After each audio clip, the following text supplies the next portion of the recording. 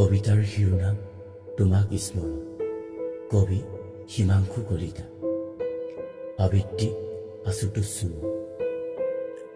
তোমালৈ আজি বৰকৈ মনত পৰিছে, নাজানো তোমাক এৰি সুখত আছো নে দুখত। হয়তো নাজানো তোমাক হেৰুৱাৰ বেদনা কিমান, তথাপি তোমাক মনত ৰাখিছো মোৰ এমুঠি কলিজাৰ হৃদয়।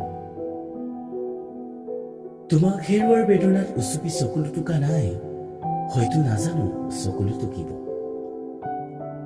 নাজানো মই মিছা মৰম যাচিব, আৰু নাজানো হিয়াল হুৱাৰি কান্দিব।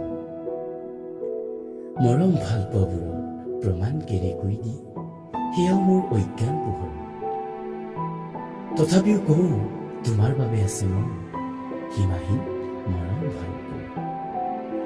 কিন্তু সেয়াই চাগে মই বুজাব নোৱাৰো, মই কেৱল পাৰো তোমাৰ বাবে মোৰ এই জীৱন উচৰ্গা কৰোঁ।